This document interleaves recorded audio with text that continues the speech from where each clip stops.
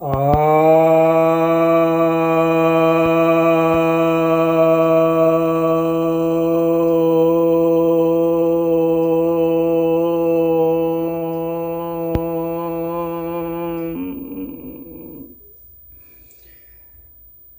भक्तजनों को सप्रेम नमन।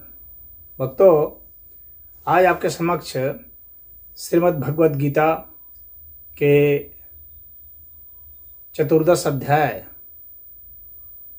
के द्वितीय श्लोक पर प्रवचन करने जा रहा हूँ।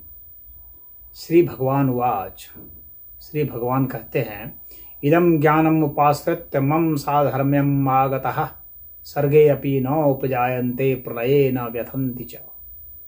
अर्थात इस ज्ञान को पा करके, इस ज्ञान के आश्रित होकर के जो मेरे जैसा, मेरे धर्म जैसा हो जाता है, वह महासर्ग में, महाप्रलय में भी न महासर्ग में वह उत्पन्न होता है और न महाप्रलय में वह व्यथित होता है। तो यहाँ पर भगवान उस ज्ञान के, जिसके विषय में इसके पिछले श्लोक में कहा आए थे और पिछले अध्याय में भी कहा आए थे, जिसमें कि तीनों गुणों को जो समझ जाता है उसके विभाग सहित, और प्रकृति और पुरुष के भेद को समझ जाता है, प्रकृति पुरुष विभाग योग, क्षेत्र क्षेत्रज्ञ विभाग योग जो था, तो उसके विभागों को जो जान जाता है, उस ज्ञान को जान जाने से वह परमात्मा को उपलब्ध हो जाता है। तो यहाँ पर कह रहे हैं कि उस ज्ञान के जो आश्रित हो जाता है वह साधर्म में मेरे धर्म जैसा हो जाता है, मेरे धर्म को प्राप्त हो जाता है। मेरा धर्म से भगवान का यहाँ तात्पर्य यह है कि जो अकर्ता हो जाता है, यानी जो निष्काम भाव से कर्म करने में समर्थ हो जाता है, जो शांति, परम आनंद और परम ज्ञान को उपलब्ध हो जाता है, अर्थात जान जाता है कि इस अस्तित्व के पीछे वास्तविक नियम कौन से कार्य कर रहे हैं, कौन से सिद्धांत कार्य कर रहे हैं जिसके तहत इस अस्तित्व में घटनाएं घट रही है। जो इस चीज को जान जाता है, यहाँ सृष्टि विनाश कैसे होते हैं, कैसे पालन होता है, इसको जो जान जाता है, मनुष्य क्यों बार बार जन्मते हैं, कर्म का क्या विधान है, कर्म की गति क्या है, इसको जो जान जाता है, तो वैसे के विषय में भगवान कहते हैं कि इस तरह के कार्यों को जान जाने के कारण अब वह चाहे प्रलय का समय हो उसमें वह व्यथित नहीं होता, चाहे सृष्टि का समय हो उसमें उत्पन्न नहीं होता। तो जो सृष्टि का समय है जिसमें सब कुछ उत्पन्न होते हैं, उस सृष्टि के समय में भी वह उत्पन्न नहीं होता है, क्योंकि वह परमात्मा की स्थिति को प्राप्त हो जाता है। तो प्रकृति और प्रकृति जन्य जितनी चीजें हैं उससे वह उपराम हो जाता है।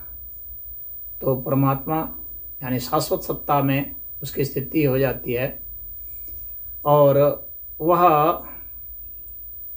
निर्विकल्प बोध को प्राप्त हो जाता है, तो वो परमात्मा जैसा ही हो जाता है।